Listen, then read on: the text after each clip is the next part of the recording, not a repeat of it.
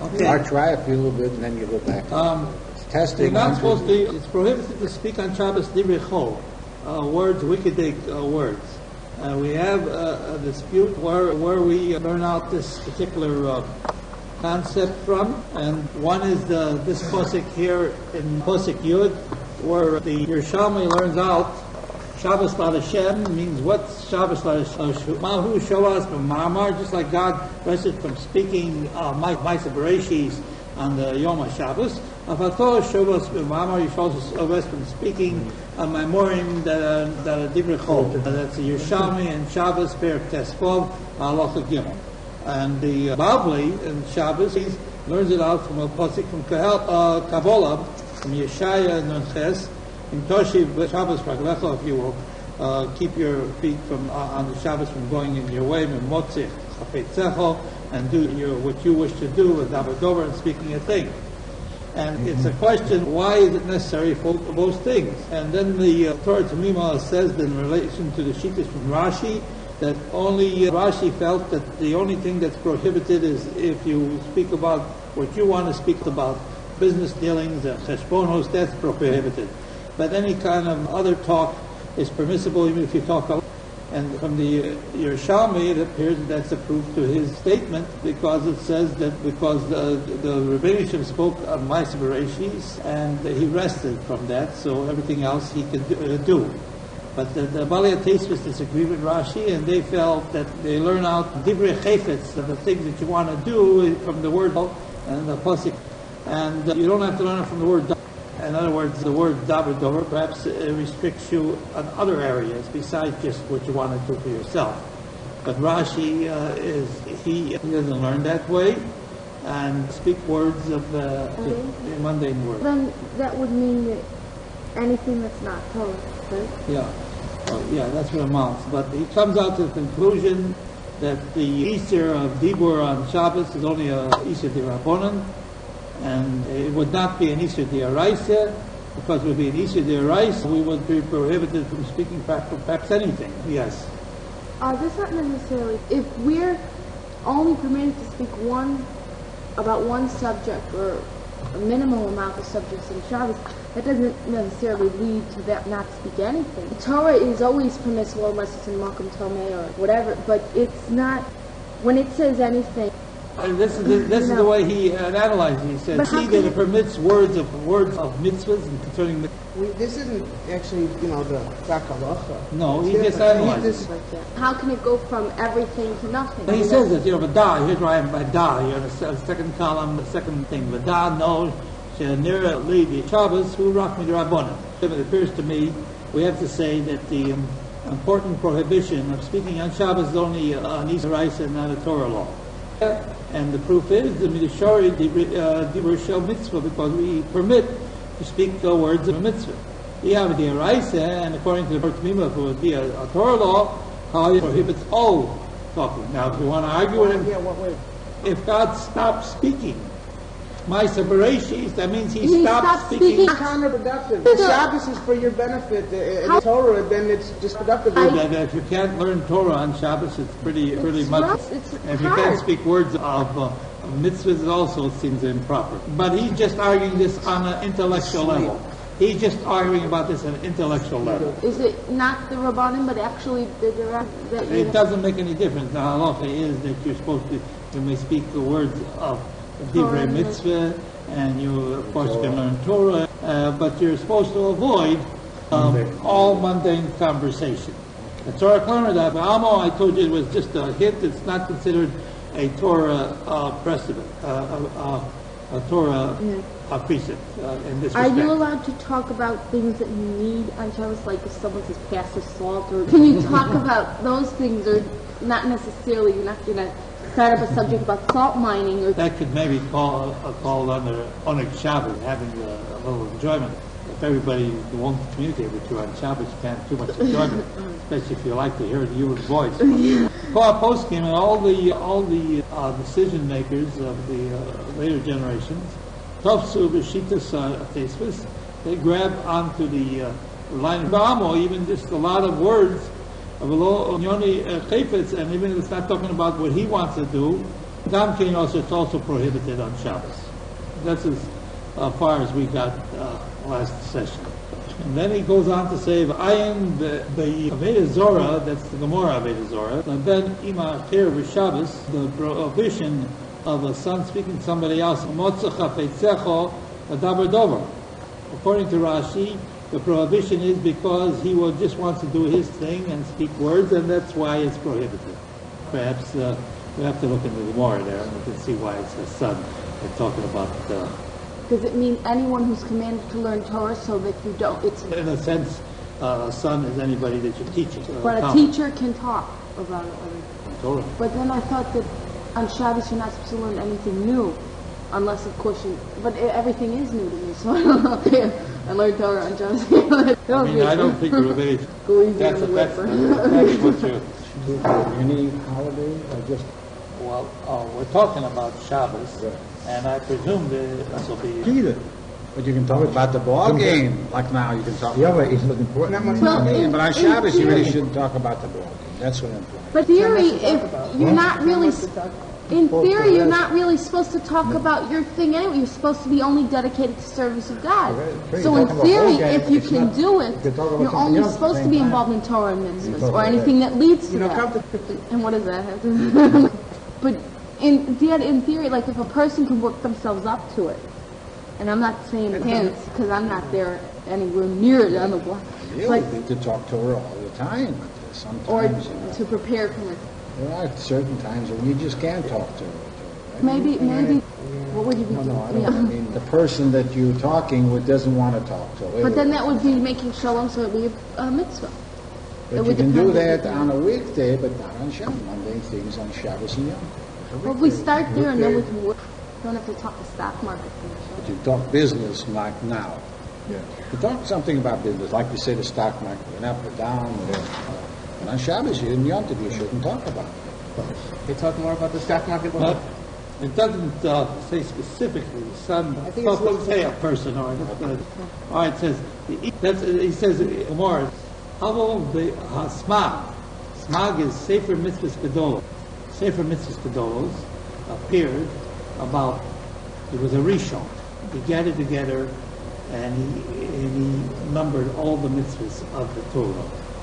And then Sefer Mitzvahs Gedolos. Then there was the smag, and then the smag, which he only mentioned the mitzvahs as a shorter list of mitzvahs, the ones that are annoyed.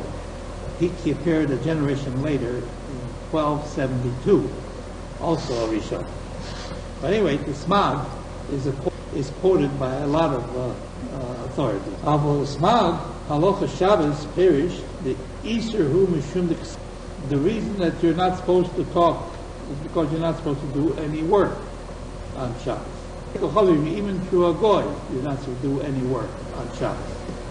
So it's not because of the Easter you're not supposed to do your thing and speak a thing and that posik, but because there's an Easter about doing work on Shabbos.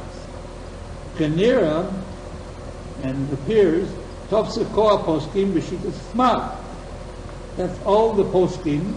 All the deciders of halacha, paskin according to the smag. Well, came along because we learned there gam kodem Shabbos. Not only is it prohibited to speak to a son and tell him don't talk to a goy and do what you want to do on Shabbos, but even before Shabbos you're not permitted to do it. Shabbos that he should do work on Shabbos. But is it? Sometimes there's problems where not perfect, and sometimes you have to ask a guy to do something. Again, I'm just reading. Let's go first here. They're assuming that talking will lead to doing work. Let's see what he says here. Obviously, we have Shabbos goys all the time that they come and they turn on the license. But perhaps over there, they're just doing their thing. Their work. They're doing their work. Perhaps this is referring to an individual type of work, whereas in the other case, they're acting like independent contractors. They're taking care of the shul and Shabbos. Now, the Easter. The reason of the prohibition, who Mishum prepares Rashi, like Rashi explained, in Kain Loma Osir Loma Shabbos, why should it be prohibited before Shabbos to talk to him about what he should do on Shabbos? The Inyan Easter in Das Rashi. And it appears to be some kind of a news that this is not mentioned by any of the poskim in regards to a prohibition to talk about to a goy, according to Rashi's explanation. Shenaf Kamina, because the difference would be Gadolo, very great indeed. The Ian, like we will explain what you have to do prior to Shabbos. But he comes to he analyzes, Hinei Perish Rashi Tzorchi, and he says you have to think about the Rashi's explanation. Well, the Erevin, because the more Erevin, Samaches, Aleph, Maskin, and we come to the conclusion, that if you speak to a goy to do something on Shabbos, it's secondary, it's a prohibition of the goy to do on Shabbos, which you yourself don't do on Shabbos. Also, mitzvah, and it's even prohibited in a place where you have to do a mitzvah, and you have the goy do it for you. Rashi before, and the Rashi says that specifically you're not supposed to speak to a goy. The cute thing, the reason that you're not supposed to do it is Rashi, like Rashi explained, that you're not supposed to speak. Come along, we learn that in a place where you're doing a mitzvah, you can go and speak. The Perish Tuvas, hey, where Rashi said in the Tuvas, it's perfectly permissible. You're not supposed to do your thing, but the desires of heaven you may do. He says, perhaps you can answer it a little bit. The Rashi, maybe Rashi in the Gemara of Eda Zorah is just coming to add an additional reason. But in truth, the true reason is Mishum Kol Malocha. You're not supposed to do any Malocha on Shabbos like the Smag, the Sefer Mitzvah Kadolo said.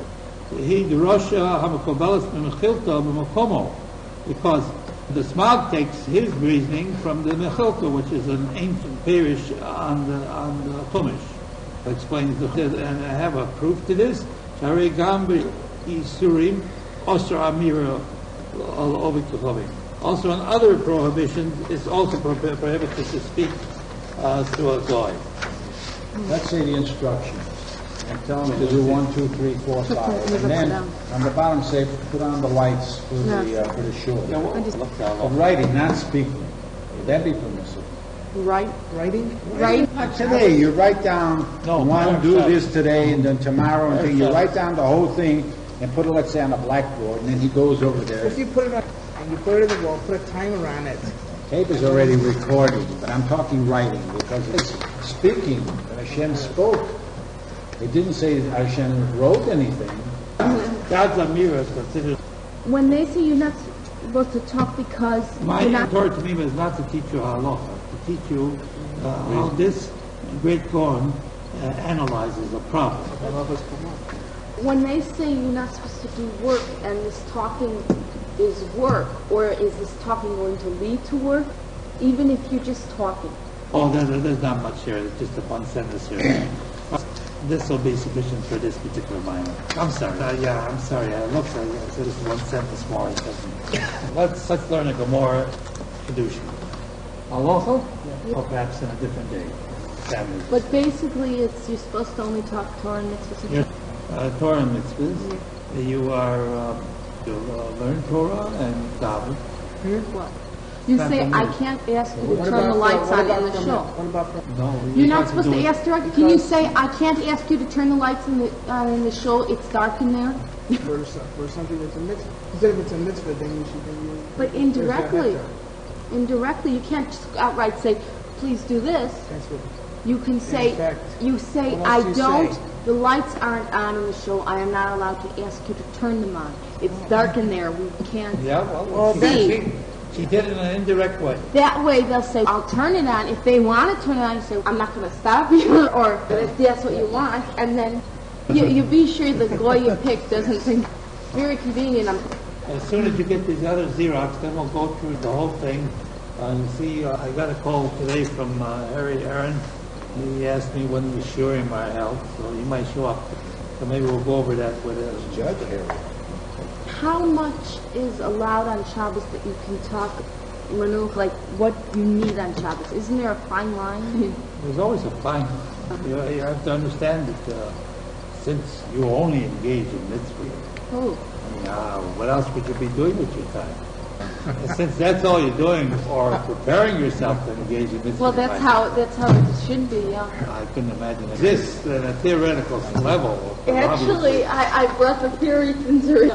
Actually, I have a lot of problems towards this. How do I know when to stop? By the mitzvah. No matter which way you look at it. No, not to say it. That wouldn't be too bad either. Needless to say, Lashon Hara is not the thing to do. I'm going to continue where we left off. We were discussing about honoring your parents. Honoring your parents. On it's page 61. Oh, this is Thing. All right, I think we got up to. We remember we learned about the Lamalam Aroshi. That's about lines from the top. Yeah, we may have gotten a little further. I don't know. All right, Omar Rabbi Yeshua ben Levi, also Adam Lahil, it's prohibited for a person to walk 4 cubits with a haughty stature. Shenemar Molek Kol Eretz Kvodo, the whole earth is filled with God's honor. Rabbi Yeshua said, you shouldn't walk 4 cubits with an uncovered head. What? I don't know if this has anything to do with it, but could this also mean that, like it says that God is now stays among the Dalach, could this mean you're not supposed to be haughty while doing mitzvahs? Obviously. But I mean, you're not supposed to feel complacent. You're not supposed to be haughty about anything. The poskim asked that question. He says, what does it mean, 4 amos? And less than 4 amos, you're permitted to be Haroshi. At all times, God, the divine presence of God is above. You're always in the presence of Rabbi. And it doesn't, haughtiness is the only one that truly can be haughty is the Rabbi. So where the human beings come to be haughty, it's an affront. One son of a widow asked Rabbi Eliezer, if my father said, give me water to drink, whereas my mother says, Ashkini Mayim, give me water to drink. Eza mehem kodem. Which one do I bring water to first? Depends who asks first, but if they ask at the same time, it's the father. It's the father. Well, this the Gemara says. Omar Lei. So Rabbi Eliezer said, Onach kovet imacha, rest the honor due to your mother, asa kovet avicha, and do the honor due to your father. Shata v'imacha chayovim kovet avicha. But you and your mother are obligated to show kovet to your father. And the father is also obligated to show kovet to the mother, isn't he? Yeah, that's the question. So, in that respect, why would it just be for that? Wouldn't there be another reason also? Because if it's just because they have to show honor, the father also has to show honor to the mother. Yeah, but we were talking about that.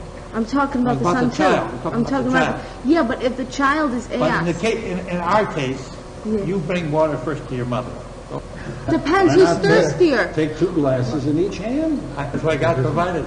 But what if what if the mother's closer than the What if you father? have more than one hand, you also have to It's my direct thing, because that you should give it first to your mother. Okay, and I have a question. What if your mother is walking in the sun for 5 hours? Okay, she comes and gasps, and your father's been there for your cool shade and all that, and they both ask you for water at once. Okay. Okay. Now I understand this, but my question is, if it's just the reason they're talking about is just because you have to show covet, and the mother is obligated to show covet to the father, but the father is also obligated to show covet to the mother. So why do they use that reason for this? Why not? He's answering the boy. Okay, but the boy. But what does that got to do with showing covet? I don't understand the connection. Which has priority? The boy's asking which has priority. That's what he's not saying that he shouldn't show covet to his mother. No, but why do they give that reason, covet? When he analyzes, he gives the reason. You go and give the water to your parents, it's an Indian. No. Europe. No. And covet, you showed the father more than the mother? No. Not more. He has priority.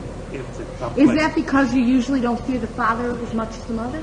Allah is definitely on that point. It just means that you're honoring your father, the ordinary situation would arise that a person would ordinarily be disposed to honoring his mother more because she usually has a more. My only question, I don't mean to belabor the point, is why do they use this particular reason for the father getting the priority when they could use the reason because he studies Torah, but why covet? Because the father was the head of the family. Head of the family, theoretically. Supposed to be that the father was supposed to be the outside person Person. The spokesperson for the. All right, so the same son of a widow. Now he's a son of a widow. That means he has no father that's alive. So it's only a theoretical question as far as he's the same son of a widow. Bo lifnei Rabbi Yeshua. So he came to Rabbi Yeshua, and he said to him, Omar lo, kach Omar. He said, this is what Rabbi Eliezer told me. Halach. Now I have to ask a different question based on what he told me. Niskar Shemahu. What if they got divorced? No longer is the mother required to give kavod to the father. Mm-hmm. And now, in relation to the child, who does he give water first? They both asked at the basat at the same time.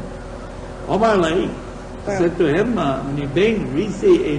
from I see the way your eyelashes are brushed and not taken care of.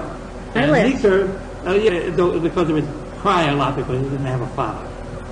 So Nikar sheben almono. So it appears that you must be the son of a widow.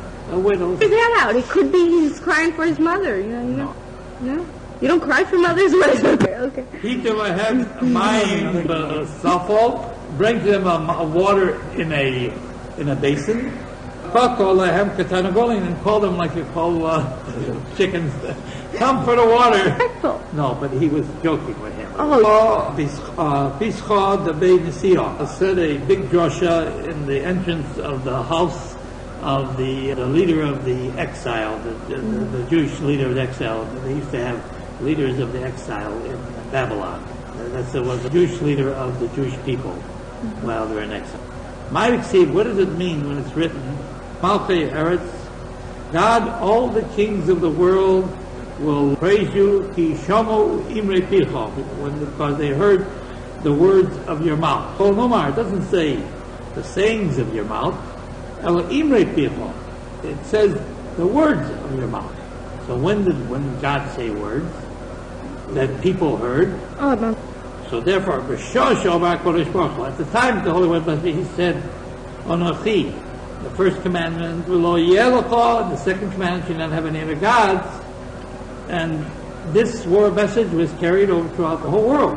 Everyone heard it. Everyone heard it because the Medrash says that everything, all creation, was completely silent. And they heard it in the language they understood? And I heard it in the language they understood. Each of 70 languages. So what's the excuse for Veda Zarah they have? This was an individual, but anyway, this is.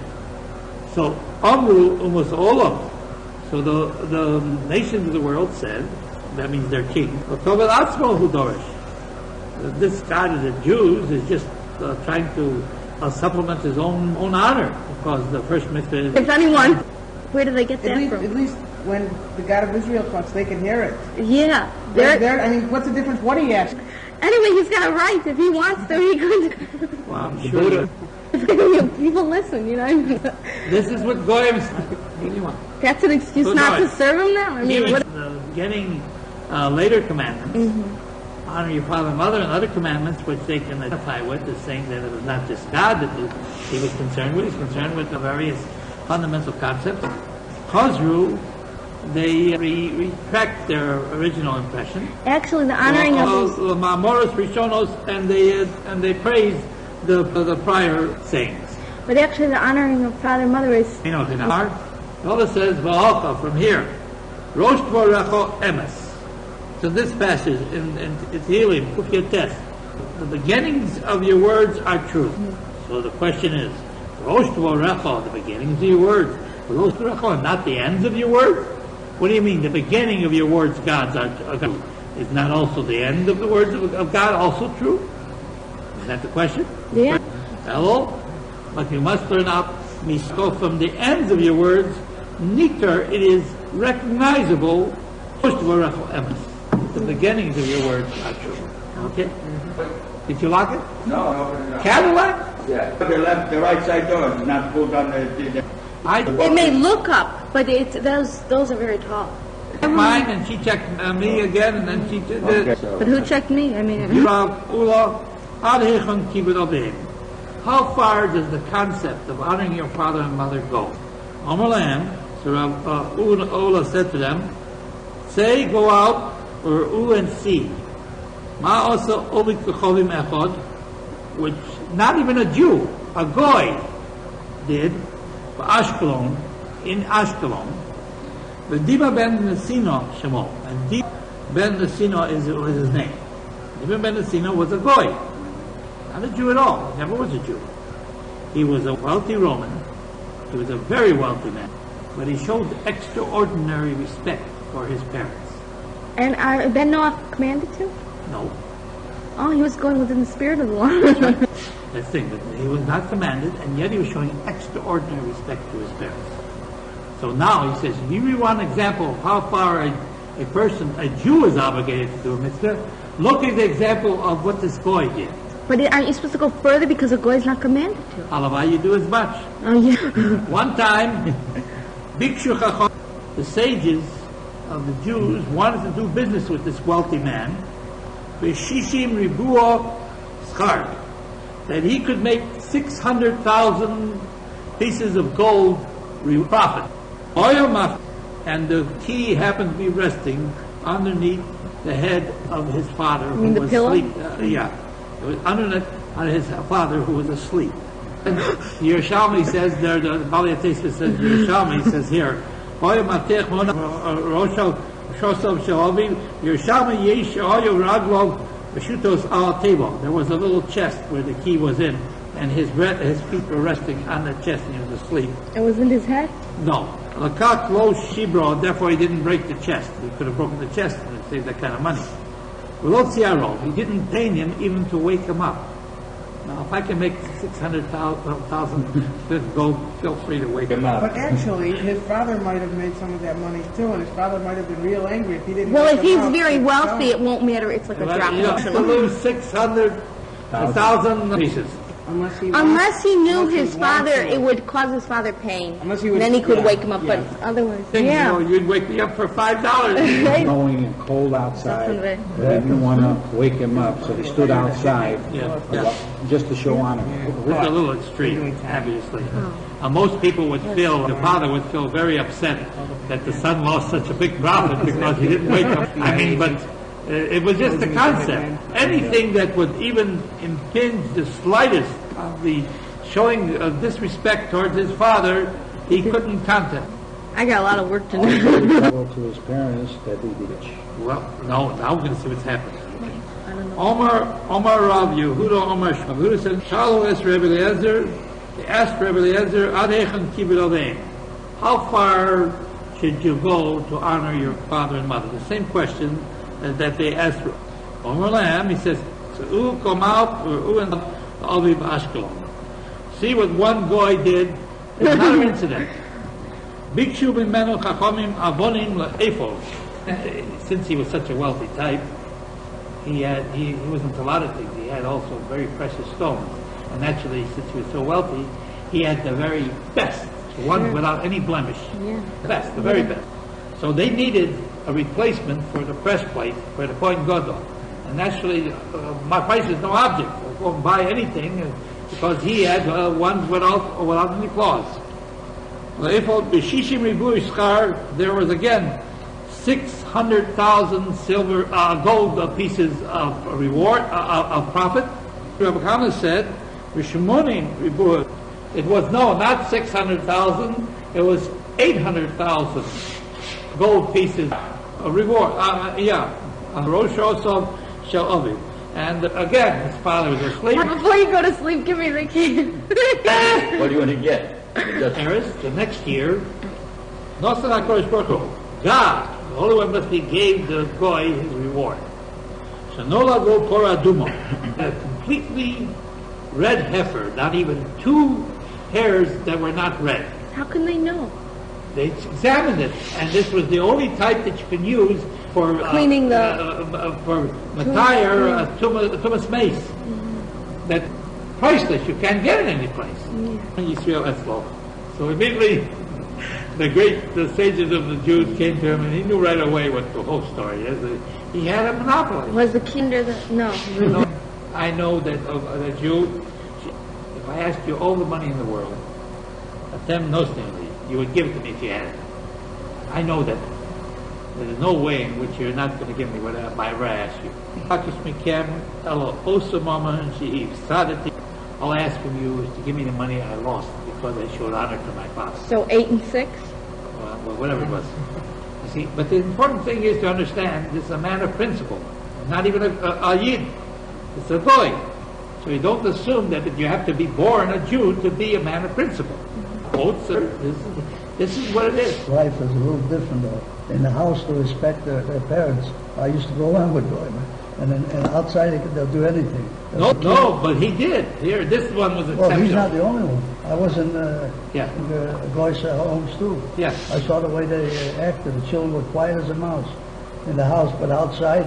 No, he was a very fine person. Talking about individuals. An individual. All Rav Chanina. Rav Chanina said, Uma, look at this. Mishinu mitzavav also. He's not commanded, to answer your question, he's not commanded, and he's still not commanded on Kibud Avei. Only a Jew was commanded on Kibud Avei. Does it? Kach. Such a thing happens to him. When God rewards him with such a tremendous thing. Mitzavav also, how much more so will God reward somebody that's commanded? I mean, you got, whatever it is, it's a tremendous. Chanina, because Rav Chanina said, Godol mitzavav also, greater is the person that is commanded and does the mitzvah, than the person then the person that's not commanded and does it. And the Bali Tesvis says, what's the reason? He gives the reason up here. Look up here in the Tesvis. Great is the one that's commanded and does. Nearer it appears to the Bali Tesvis, the Hainu Talmud. The reason is the Mishavet Tzavav, also a person that's commanded and does it, it's greater. The fisher doig, because he worries, and he has pain yoser more, pen yaver, perhaps he might transgress the commandment. More so than the person that's not commanded. Salo, he has like his bread in his basket. If he wishes, he can leave it, and he doesn't have to go and do it. What if a person isn't aware that he's not commanded, but it's so important to them that they do it? And that, so they worry about it and they have pain over it and they think... but they wouldn't have to the same degree. They wouldn't have, So, right? No, whatever it is, you don't have to work on it. Mm-hmm. Whatever it is, the fact is that the one that's commanded is more anxious about, because he may not be doing it. Yosef was a great Talmud Chacham, who unfortunately became blind in later days. So he says, in the first instance, how I would think to Rabbi, if somebody would have said that the Omar, that he says that a blind person is potter, is free from doing mitzvahs, I would make a big feast for the yeshiva bokrim. The reason is that he was blind, and yet he was doing the mitzvahs. So even though he was blind, and therefore, according to Rabbi Yehuda, so therefore he should get more credit than somebody that can see. And the poor person is also. No. This is what his. This is what does it mean by a blind person? He was physically blind. I know, but why would Rabbi Yehuda say that he's potter? Because he felt that if he couldn't see, he's potter for certain mitzvahs. Oh, certain mitzvahs. Kedino. He's not commanded. Avidona, and still he does it, like he did. Rabbi Yosef, of course, was a tzaddik. He had great Ben Torah, and he lost his sight, but he was still doing all the mitzvahs as best he could. Hashto, but now I hear the Maimer, he says, that the bigger reward is given to one that's commanded and does it, rather than one that's not commanded and does it. Then I changed my mind now. I don't want the halacha to be like Rabbi Yehuda, that he said that Suma is potumus. I'd be like the others that disagree with him and say that Suma is also obligated to do it, so I'll get a bigger reward because I'm doing it anyway. Adarabah, contrary-wise. Like Rabbi Yehuda, if anybody says to me the halacha is not like Rabbi Yehuda, and I'll make a big feast. Okay? Okay, I have a question. The reason why it would be simply because he's incapable of doing certain things. The blind person would be, okay.